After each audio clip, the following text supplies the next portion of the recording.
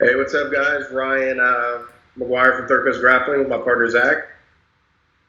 Little world in We're we're isolation. uh, we're in quarantine land. This is a post-coronavirus, coronaverse, Corona universe I podcast. don't let Ryan anywhere near me.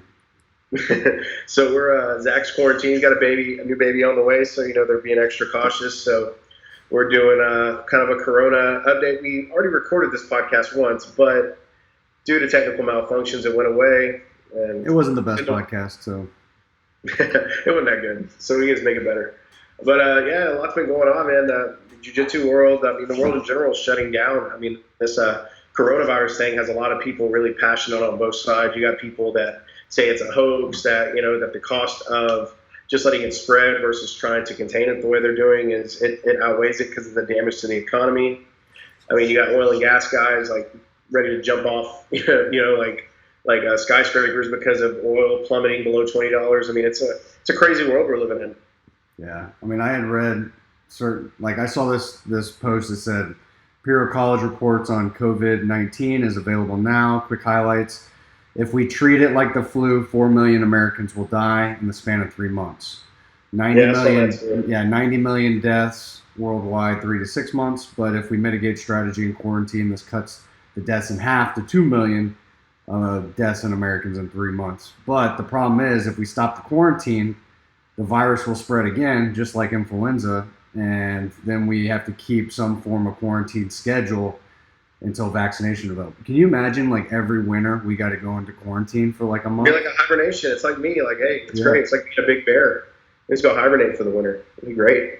yeah. It's No, I'm just kidding. But no, But like, you know what the what? you know what the positive is I've never seen so many funny memes coming out of Oh like man, I've been posting them on the pe- Third Coast Grappling people have page. been stuck at home. I guess their creative juices are flowing because the memers are on point right now. They are on point, dude. It was like I was.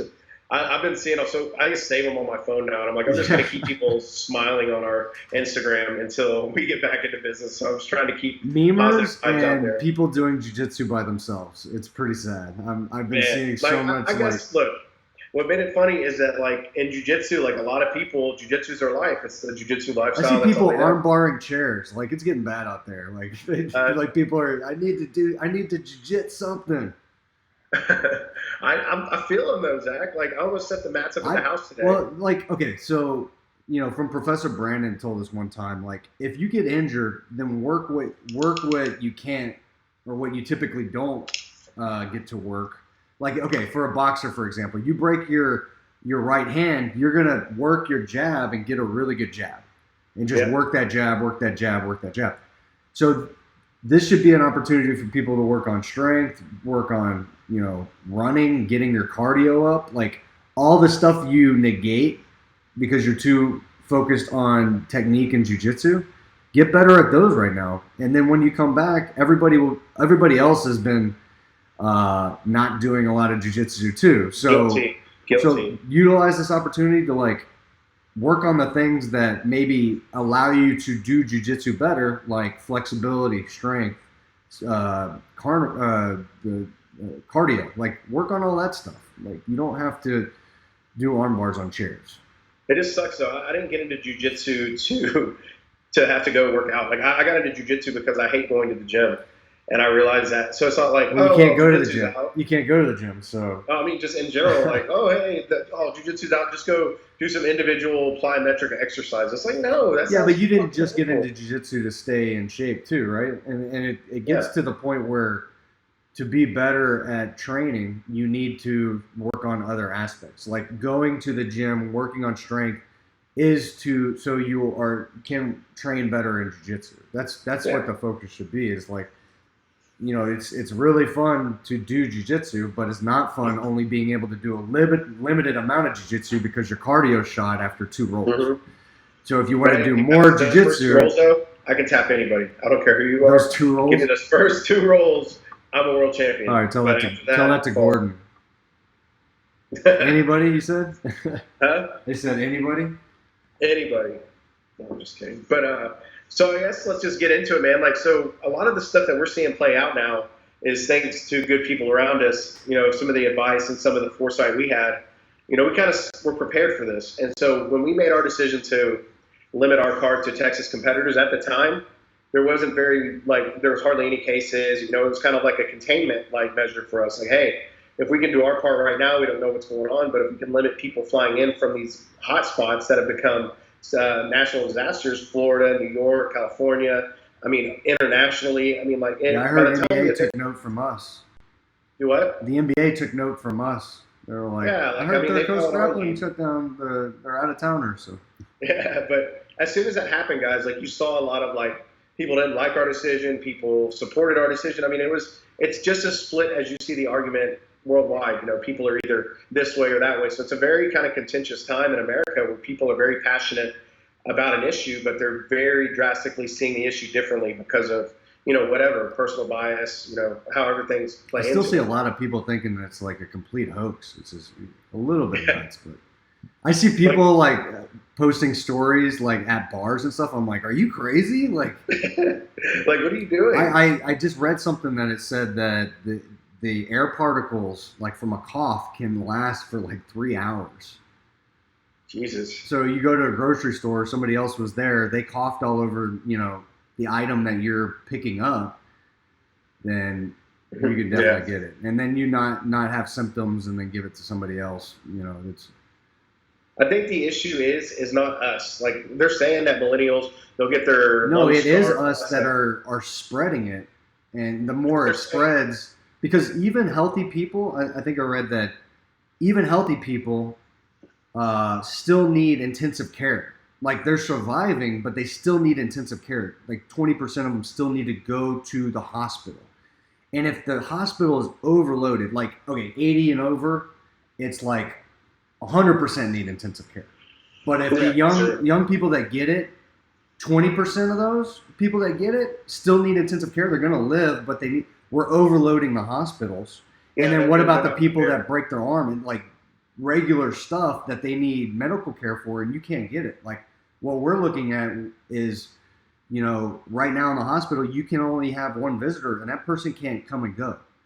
So we're already planning on doing a home birth, which kind of works out perfectly. We did one for Sage. We're doing one for this birth too. But if there's something that happens where we need to go to the hospital, well, then we need to have plans for childcare for our son, because I can't leave the hospital and take care of the son, nor can he stay with us at the hospital. Yeah. So there's a lot of, I think the are we ready? Everyone can go about their lives and continue to spread it, and old folks, but that's going to increase the amount of people that are in hospitals, and that's going to overload our hospital staff. They're going to get it, and they're not going to be able to treat people because they're needed to be treated as well. And it also increases chances of long-term, even if you're healthy, long-term lung damage and respiratory issues. This too. You see over in Italy, they're saying if you're basically over 70 years old and you have coronavirus, you're basically going to die.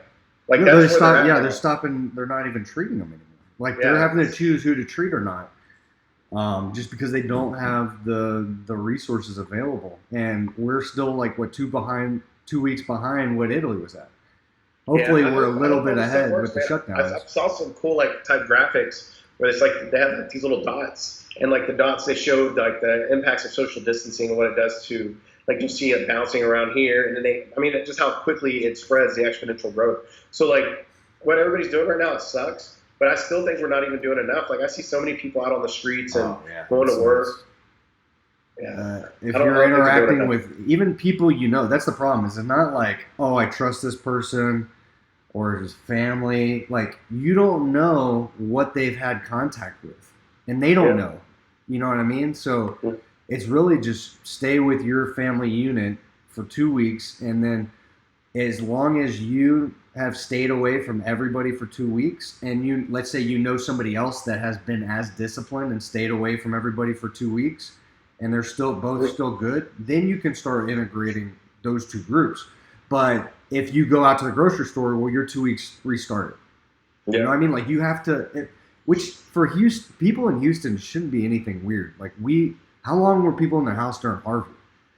We're so used to hurricanes and being stuck in the house. It shouldn't be that crazy, but Um, some people have it better than others, of course, with what they have. But the economic impact now. I mean, even to our business, like after I was trying to slim the event down because when we had the foresight we did, our team too. We were trying to make an event that we could possibly still make go on. Because could you imagine if we had to cancel it the day before people flew in for weigh-ins? Yeah, people were still saying we were trying to do some kind of money grab. We were making zero money from the new event. We're planning on making money from the original event with the original people. When we're doing the new event I can't hear you anymore. Sorry, I had to yell at the child real quick. My bad. Sorry, I said with the new event, we were just trying to break even, put on a good event to make sure people were still getting what they wanted in a time where a lot of jiu-jitsu stuff was. So it was no money grab by us trying to still put on an event. We're really just trying to break even. I think that's what we're doing. Like people don't know us if they think that's what. It's just stupid. We are a for-profit business. So in order to maintain a business, in order to continue to put on shows better, drive costs down by buying more equipment, guess what? You got to make a profit, which we've never said we've never tried to make a profit. That's the whole point of a business. Mm-hmm. Otherwise, you're a charity, and your profits go to charity. It's a nonprofit, but people still get salaries and all that through nonprofits too. But that was not our intent with trying to salvage the event with what we had left. And unfortunately, this didn't just hurt us; it hurt our staff. It hurt our people that we work close with and rely on our events as well. For sustainable income. And unfortunately, the freelance industry, the restaurant industry, all of those are really hurting right now because everyone's staying inside. Yeah, it's tough. I mean, you see like a lot of our friends like Nava, Hasana, DJ Scritch, a lot of our people that are part of Team 3CG are basically just saw their work. Like me, for instance, like we just saw basically, I'm basically unemployed until we're able to throw events again. So that's why I've been out there trying to build up, trying to get play different angles here. But it's affected, I have a lot of musician friends, and like it's basically to the point now those guys are like we're a lot of us, play live gig to gig sometimes. Like, so I don't know, it's devastating to a lot of people. And for us, we just try to salvage a good card, and it is what it is, man. People are going to have their opinions on our business. At the end of the day, we know the spreadsheets, we know the numbers, we know what's real, we know what's not real. And as long as we know, and our people around us know that what we're trying to do is the best for our business and the community, and our hearts are always in it, then that's all that matters. I don't care. I mean, we didn't get into business for people's opinions that have been in the business for 20 years trying to tell us how to do things. We got in here to try to do things differently on our own. And, but we've appreciated their advice, but it's just, we're getting back to what got us started and got us here in the first place. And that's just focusing on us, innovating, doing cool stuff, and going down the road. That's all we can do. What do you miss the most about not, out of all the stuff that we had planned for the 3CG4, what were you looking forward to the most? Was it Lucas versus JT? Was it the Grappling Royale? Was it the tag team? It was a combination, man. Like I was looking forward to the whole card. Like I told you, I poured my heart and soul into it. It was like the best card I've ever put together. I mean, it was innovative. There was even down to the way I scheduled the matches. Like it was scheduled for prime, like live audience. Like we did the Tack It Challenge and then the Grapple Royale right after. That's like overload, Like people are like, what is going on? So like I had it built in such a way that it was going to be the best thing I think that grappling had ever seen. And for it to happen, all the hours I spent away from my family and working on content and doing all the different stuff we did for this event. I mean, for somebody to come and say that we moved the card because we were trying to, because we were having money problems or whatever. Even if that was the case, which it's not, like you're gonna bash us for not throwing a show and stiffing the fighters. Like, what the fuck is that? Like, even if it were true, which it's not, it's like you're gonna write an article scathing us for not fucking the fighters over. Thank you. No, I mean, we were definitely in worse positions when we first started out, when we had no money. It's not easy to put on a grappling event. I think we've done a good job of being able to maintain profitability, putting on big cards, and a lot of it's come to some ingenuity and taking ideas that I've experienced, you experienced from other industries, to try to increase the revenue streams. And it is what it is. Doesn't really matter. And pretty much everybody's going to be hurting. Every sporting event. I mean, there's billions of dollars that go into a lot of these sporting industries, and they ain't getting any money. So those athletes ain't getting any money. Like, you think the NBA's going to hurt? Like, look at the small businesses like us. Like we're basically said, hey, if you guys didn't have balls, and if you guys weren't creative enough, like, this would bankrupt most of them businesses, like, at least in our stage, Yeah. But I think the NBA is going to go straight to the playoffs. Yeah, I mean, I think we're equipped for the. Oh no, you didn't hear my speech. Do you think the NBA is going to go straight to the playoffs? Are they really? No, that's what I'm asking you. They should. That's probably what they're going to have to do, right?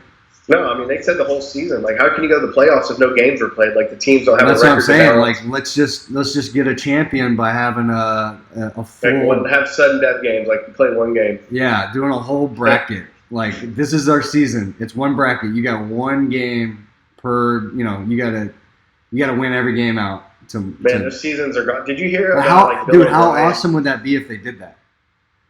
Like, I don't know. They decided the championship by just doing one large bracket, the entire league bracket, to narrow it down to the final two. Dude, every game would be so intense. I don't know when this country we're going to be allowed to have tens of thousands of people again in a stadium, because if we're going the way, look at San Francisco, they're basically locking down the whole city. Like, people have to stay home. Reserve units are mobilizing right now.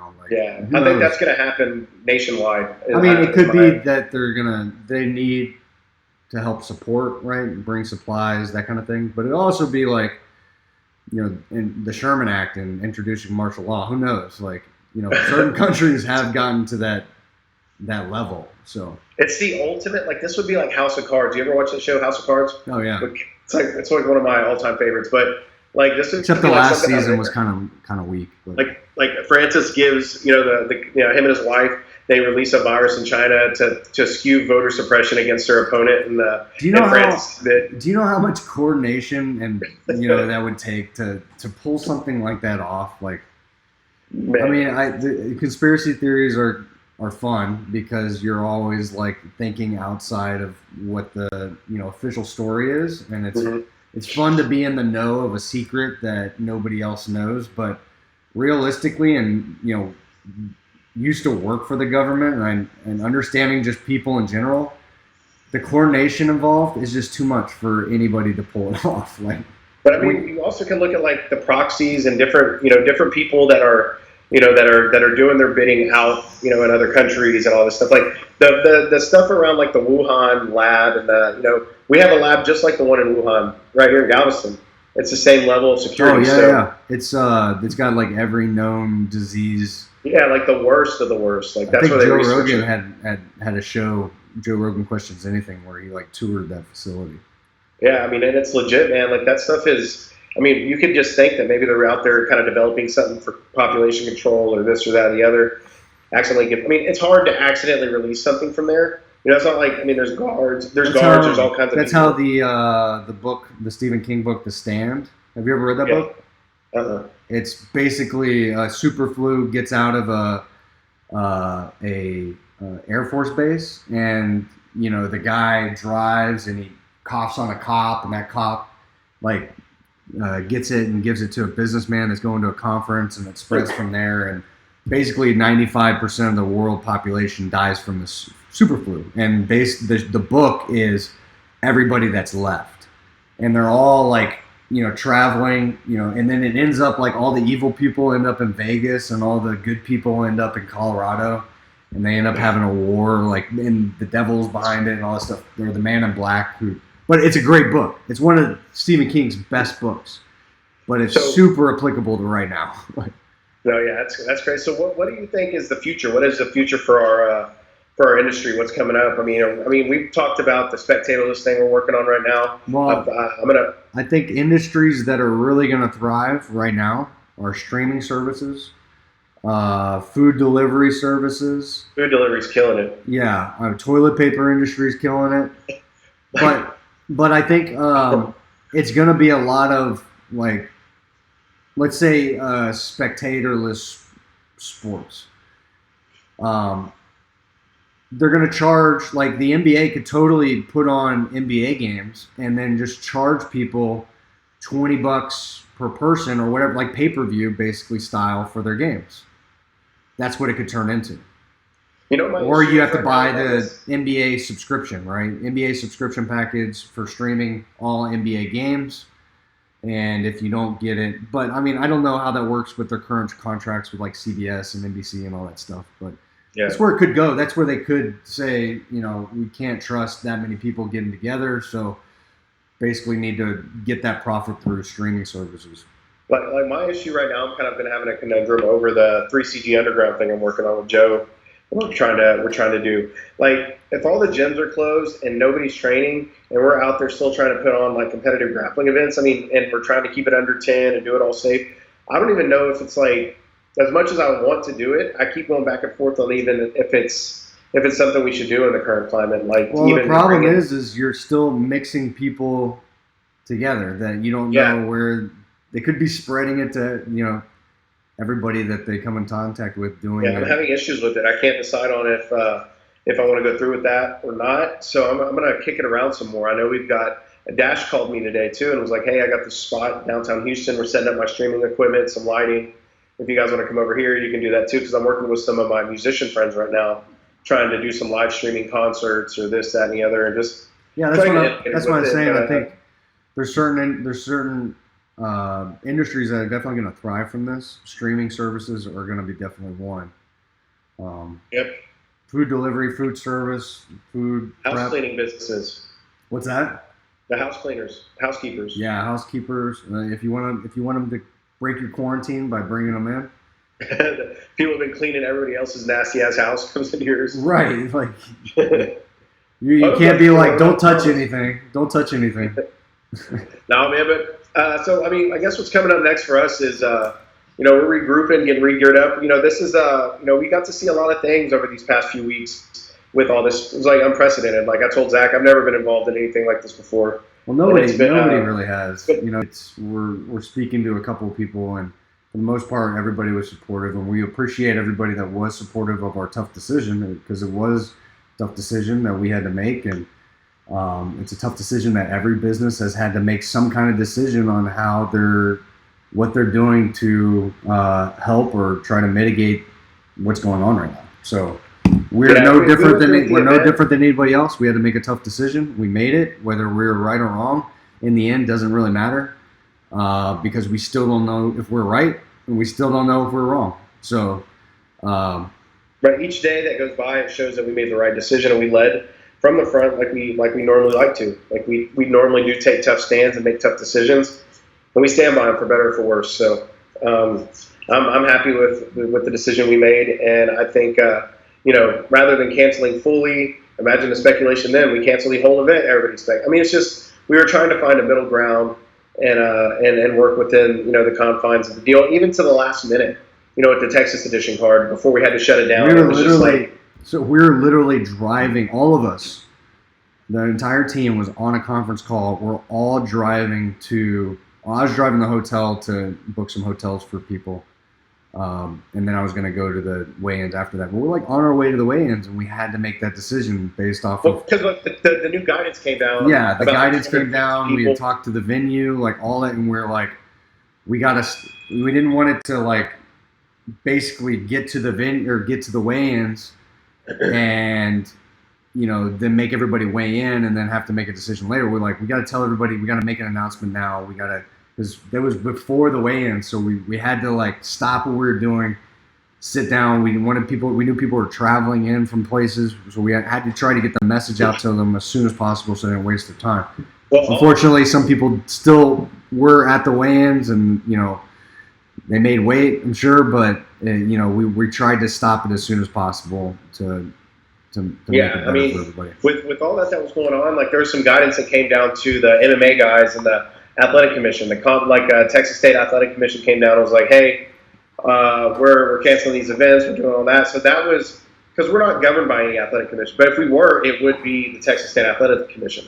So that's why I kind of took that advice, coupled with our internal advice that's been advising us the whole time, on top of the new caps on 250 people and having to get fighters to cut purses to make it work. And it was just too much. And so we had to make the call, because rather than go pick up everybody's ticket money and do all this other stuff and then have to, it was just it was the best decision for the business. It was the right decision. It was a very tough decision, but we did everything we could to try to make it work. So yeah, I mean, even like any tough decision, you still, even after, did we make the right decision? It's still, every day though. I think it shows me more and more that we did make the right decision, and it angered people at the beginning, because we came out in front of this when people still thought coronavirus was bullshit. Like, people were like, "Fucking coronavirus, you fucking fraud, you fucking this," and everybody's fresh after the Substar stuff. They're all rattled over not getting paid, and then so I'm very sympathetic to that. I can look at the situation and realize, hey, I could have easily got caught up in that too if I was on the other side. So I have no hard feelings for anybody. Look, you can jump to assumptions, you can do this and that, but I hope this event and everything that's gone on, it just teaches everybody to, hey, we're all just trying to do our part to further the sport. Nobody's trying to fuck anybody over, and we're just trying. Nobody's getting rich quick off of this. I mean, maybe Seth is, but I don't even think he's getting rich. He said he took such huge losses last year, so it's tough. And we do this at sacrifice for ourselves, to give the athletes a platform to share their talents with the world, because we believe in the sport, we believe in the athletes, and that's that was on your nose. What the fuck was that?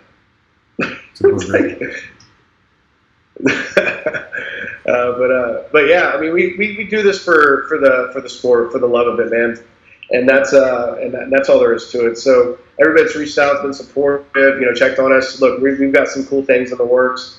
May 16th is our new rebook date. We're not going to rebook the card as it is, or as it was. We're going to book the card to reflect where we're at now as a business and as a community, and also the people that have really rode with us from day one. We want to make sure that they've gotten good opportunities. The Tackett's, Cody Steele, Jordan Holly. One thing about being in the kind of entertainment business is, imagine whenever people are starting to go out, people are going to come out in droves because they're trying to get out of the house. And people are trying to give themselves alcohol poisoning as soon as the bars are good again. I might be right there with them. Who knows? I guess Galveston County still allows bars, because I just see videos of Kemah and Galveston. What are people doing? What are people doing? Spring break, the beaches are packed. It's crazy. It's crazy. You don't want to swim in Galveston water, number one, and then you're going to do that in the middle of a pandemic. I don't know. People aren't thinking right. But yeah, I mean, it's been an interesting couple of weeks, guys. But we're moving forward. We've got a lot of good people behind us. Got a lot of good momentum. This has given us a chance to really take a step back, look at our business, look at the industry, and look how we're going to fit in after all this dust clears, and just keep on putting on quality shows and trying to do the best we can, which is throw awesome events and always pay our athletes. Because at this point, you can say what you want about us, but there's a 100% next to about $300,000 worth of fighter pay, and that's us always paying our athletes. So people can say what they want, but you'll always get paid if you fight for us. Yeah, that's $300,000 more than I've gotten. So yeah, and $400,000 more than I got. So I'm just kidding. But, all right, guys, that's a short episode. We just wanted to kind of get in here, talk what's going on. Stay vigilant, keep doing your part to manage the spread and prevention, and practice wash your hands, social distancing. I told Zach, I was like, I've been doing social distancing my whole life, so this is awesome. Eventually these freaking chairs are going to start fighting back, and they're going to start arm barring people back. So be careful with the home furniture that you're practicing jiu-jitsu, because they learn. And that's our buddy Jordan Pietzman from Subspectrum. He's a super cool guy. He's the one that's been all those viral videos. I see people doing jiu-jitsu with pillows with gis on. It's getting hairy out there. People got to jit something. I get entertained every time I go on there. It's ingenious, some of this stuff. The guy was the guy did a twister on a fucking a dinner chair. I was like, what? It's pretty cool. It all started with Tex breaking the bat. Yeah, I mean, everybody's inspired. And look at all these big names that are out there giving tons of free content away. Like right now is a good time to be stuck inside, watching a bunch of jiu-jitsu and we're up gonna in watch your a game. lot of jiu-jitsu right now because there is a lot of Free people shit. I mean, you even see Henzo Gracie like Donner doing- he did like a free solo drills DVD. yeah, Like all of them are doing like crazy. I mean, some good shit out there right now. So take So take just pay advantage. attention, up your game, your mental game, and if you can train, you got a garage gym, whatever. Make I sure watched you some clean that lapel. shit. I watched some lapel encyclopedia, some Gubber Guard stuff today. So watch out. Yeah, I'm really scared, Zach, of your Gubber guard. That's what I'm watching out for. Well, you only pull guard. You never try to pass, so you'll never No, experience I was it. really lazy and fat. I was injured for like 8 months. My fucking shoulder kept coming out of socket, so I had to take some time off. Guess But what now, Ryan's gonna do? He's gonna pull guard. That's No, even with I'm all that gonna- wrestling I'm coming practice, back. it's still pull I'm guard. a pretty good wrestler too. I'm a pretty good wrestler, so I'm gonna come back, start hitting that hard. I want to work on my top game, get my conditioning up, and then actually go give it a go in a competition. Or if we end up in the UK fighting on a tag team match, we gotta. We'll see about that. Yeah, I don't know how the fuck that's gonna go, but we've got a lot of August is still potentially for LA, depending on things. So we still got a lot of good stuff playing, guys. We just gotta let this stuff kind of air out, let the shoe fall where it may, and look after your families and stuff first. But we're coming back hard. We're going to be better than ever. So stay tuned. Why did my voice just crack there? Did you hear that? You're going through puberty. Corona period. Sorry, guys. Puberty and quarantine.